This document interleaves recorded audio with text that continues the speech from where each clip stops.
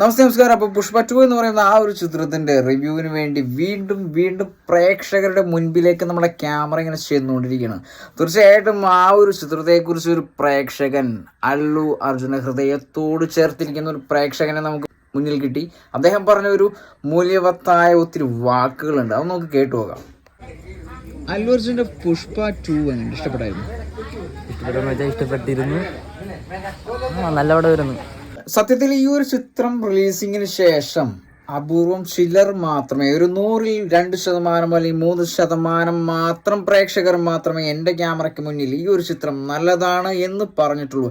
അതിലൊരു പ്രേക്ഷകനാണ് ഈ ഒരു സുഹൃത്ത്. എനിക്ക് പൈസക്ക് കൊടുത്തതിൻ്റെ ഒരു 80% വർത്തായിരുന്നു.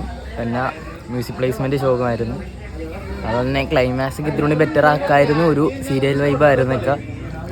അതുപോലെ തന്നെ നമ്മൾ അടുത്ത് സുകുമാർ സാറിൻ്റെ പ്രീവിയസ് മൂവീസൊക്കെ നോക്കുമ്പോൾ ഇത്തിരി ബാഡാണ്. പിന്നെ ഒരു 50% ആവറേജ് പടത്തിൻ്റെ സെക്കൻഡ് പാർട്ട് എന്ന് പറയുമ്പോൾ ഇത്തിരി കൂടി ആവറേജ് ആയിരുന്നു എന്ന് പറയാം. ശരി, ഈ ഒരു ചിത്രം റിലീസിംഗ് ഡേറ്റ് മുതൽ തന്നെ മീഡിയകളിൽ ഡീഗ്രേഡ് അടിക്കാവുന്ന പല മാർക്കറ്റ്സിന് പല കളികൾ നടന്നുണ്ട്. അതിനെക്കുറിച്ച് എന്താണ് പറയാനുള്ളത്?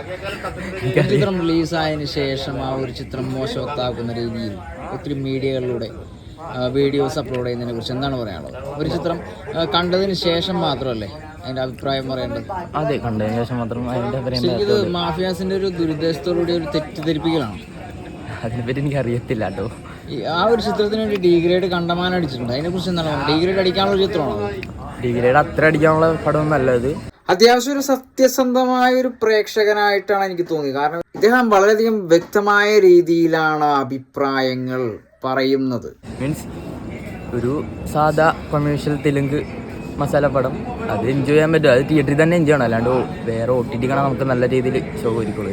അതിനോട് ഞാൻ 100% യോജിക്കുന്നു. കാരണം ഒരു ചിത്രം കഷ്ടപ്പെട്ട് റിലീസിംഗ് ഡേറ്റ് കണ്ടെത്തി തിയേറ്ററുകളിൽ ബിഗ് സ്ക്രീനിൽ പ്രേക്ഷകർക്ക് മുൻപിലേക്ക് ചൊരിഞ്ഞിടുമ്പോൾ പ്രേക്ഷകരോട് പറയാനുള്ള ഒരു കൃത്യമായ ഒരു വാക്കാണ് ഈ ഒരു പ്രേക്ഷകൻ പറഞ്ഞിരിക്കുന്നത്. കാരണം തീർച്ചയായിട്ടും തിയേറ്ററുകളിൽ തന്നെ പോയി വീക്ഷിക്കേണ്ട ഒരു ചിത്രം തന്നെയാണ്, തിയേറ്ററുകളിൽ തന്നെ കാണേണ്ട ഒരു ചിത്രം തന്നെയാണ് ഈ പുഷ്പ 2 എന്ന് പറയുന്നത്. ഈ ഒരു ചിത്രം ഒരിക്കലും പുഷ്പ 2-ന് വേണ്ടി മാത്രമല്ല ഈ പ്രേക്ഷകൻ പറഞ്ഞിരിക്കുന്നത്. വിജയ് എന്ന് പറയുന്ന ആ ഒരു സ്റ്റാറിനെ സ്വീകരിച്ചതുപോലെ തന്നെയാണ് അല്ലു അർജുൻ എന്ന് പറയുന്ന ആ ഒരു അഭിനേതാവിനെ മല്ലു അർജുനാക്കി മാറ്റിയിരിക്കുന്നത്. അതിനെക്കുറിച്ച് എന്താണ് പറയാനുള്ളത്? മലയാളികളൊരു ഹൃദയത്തിൻ്റെ ആഴത്തിലാണ് അല്ലു അർജുൻ ഒരു സ്ഥാനമുള്ളത്.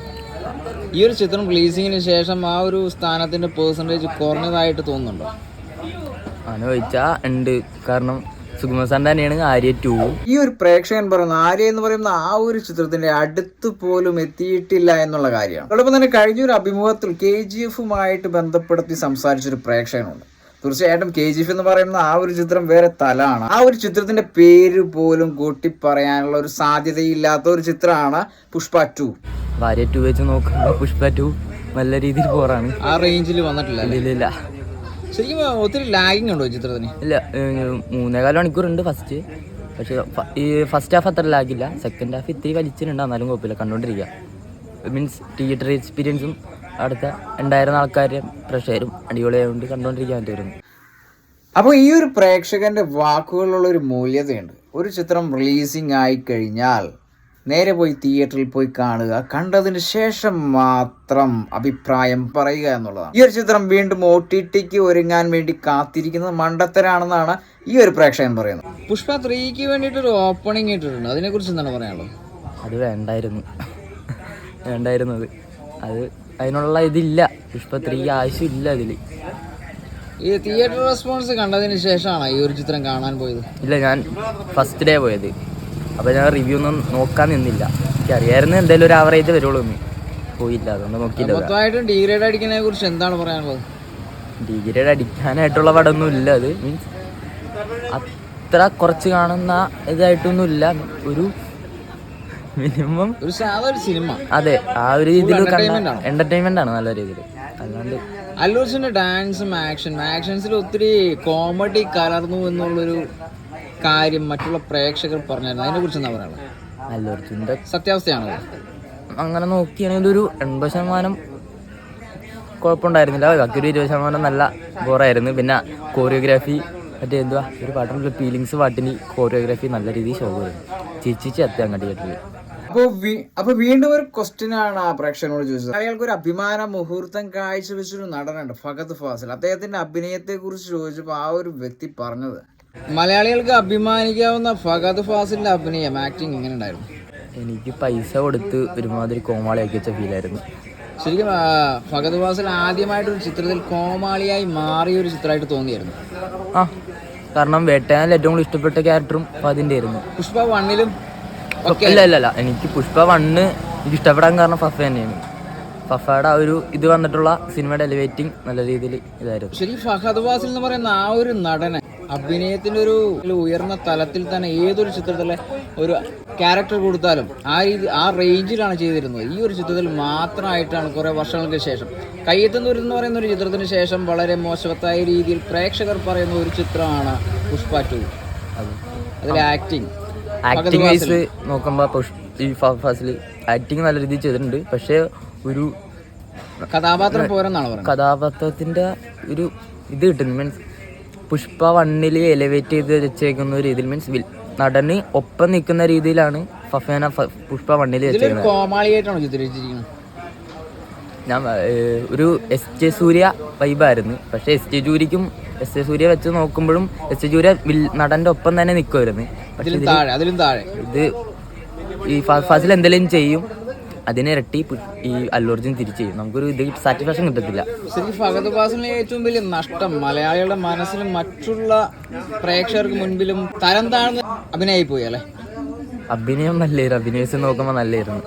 സ്റ്റോറി ബേസ് ആണോ ഇതിന് ഏറ്റവും മോശത്തായി? ഒരു വില്ലൻ ആർക്ക് ഉണ്ടായില്ല. നമ്മള് വൈബ് കൊടുത്ത മീഡിയാസ് ഏറ്റവും ഡൗൺ ആയി പോയി അല്ലെ? ഈ ഒരു ചിത്രം റിലീസ് ചെയ്യുമ്പോൾ പക്ക വൈബായിരുന്നു. ഒരു ചിത്രം വേറെ റേഞ്ച് ആയിരിക്കും. KGF എന്ന് പറയുന്ന ചിത്രത്തിന് ആ റേഞ്ചിൽ എത്തുമോ ഇല്ല ആ രീതിയിൽ എത്തത്തില്ല. കാരണം KGF ഫസ്റ്റും തിയേറ്ററിലാണ്ട, സെക്കൻഡും തിയേറ്ററിലാണ്ട. അപ്പോൾ ഇത് അതിൻ്റെ ഒരു ഇത് വരത്തില്ല. KGF 1 ആ ഒരു ഓണം അല്ല വിഷു ടൈമിലുള്ള ആ ഒരു അതുപോലെ തന്നെ ഒരു ഇത് ബാങ്കർ ആയിരുന്നു. പുഷ്പ എന്ന് പറയുന്ന ചിത്രമാണോ KGF എന്ന് പറയുന്ന ചിത്രമാണോ ഏറ്റവും ആദ്യം ഇഷ്ടപ്പെട്ടത്? ക്യാരക്ടർ ഏത് ക്യാരക്ടർ? അപ്പോൾ വയലൻസ്. അപ്പൊ KGF ആണ് അദ്ദേഹത്തിന് ഏറ്റവും അധികം ഇഷ്ടപ്പെട്ടിരിക്കുന്നത്. ചിത്രമെന്ന് ഹൃദയം തുറന്നു പറഞ്ഞിരിക്കുകയാണ്. KGF 3ക്ക് വേണ്ടി കട്ട വെയിറ്റിംഗ് ആണ്. അതേ നല്ല രീതിയിൽ. പക്ഷേ ഇപ്പോൾ പ്രശാന്ത് നീലിന് ഇപ്പം എനിക്ക് ഇത്തിരി വിശ്വാസക്കുറവുണ്ട്. ബഗീര എന്ന് പറഞ്ഞ സിനിമ ഇറങ്ങിയപ്പോൾ ഒരു ഇതില്ല, എന്നാലും കുഴപ്പമില്ല. പക്ഷെ യാഷ് എന്ന് പറയുന്ന ആ ഒരു അഭിനേതാവ് പക്ക സെലക്റ്റീവ് ആയിട്ടുള്ള കഥാപാത്രത്തെ മാത്രമേ സ്വീകരിക്കുന്നുള്ളൂ. അതെ ഇപ്പോൾ ഇറങ്ങാൻ നിൽക്കുന്ന രാമായണത്തിൽ രാവണനായിട്ടാണ് യാഷ് നിൽക്കുന്നത്. അതുകൊണ്ട് പുഷ്പ 2 എന്ന് പറയുന്ന ആ ഒരു ചിത്രത്തിന്റെ അഭിപ്രായം തുറന്നു പറഞ്ഞ് അവസാനിപ്പിച്ചത് KGF 3യിലാണ്. കാരണം ആ ഒരു പ്രേക്ഷകൻ, അല്ലു അർജുനെ ഹൃദയത്തിലേറ്റിയ ആ ഒരു പ്രേക്ഷകൻ, യാഷ് എന്ന് പറയുന്ന ആ ഒരു അഭിനേതാവിന്റെ മികവിൽ KGF 3ക്ക് വേണ്ടി കട്ട വെയിറ്റിംഗ് ആണെന്നാണ് പറയുന്നത്. വളരെയധികം സെലക്റ്റീവ് ആയിട്ടുള്ള കഥാപാത്രങ്ങളെ മാത്രം സ്വീകരിക്കുന്ന ഒരു തലത്തിലാണ് യാഷ് എന്നുള്ള കാര്യം നേരിൽ കണ്ടറിഞ്ഞാണ്. കാരണം അദ്ദേഹം വളരെയധികം സെലക്റ്റീവ് ആയിട്ടുള്ള കഥാപാത്രങ്ങളെ മാത്രമാണ് സ്വീകരിച്ചുകൊണ്ടിരിക്കുന്നത്. അദ്ദേഹം ഒരു അഭിമുഖത്തിൽ വ്യക്തമാക്കിയിട്ടുണ്ട്. അപ്പോൾ അല്ലു അർജുൻ ആയിക്കോട്ടെ, യാഷ് ആയിക്കോട്ടെ, കരുതേറിയ അഭിപ്രായവുമായിട്ട് കമന്റ് ബോക്സിൽ വരിക. I am waiting.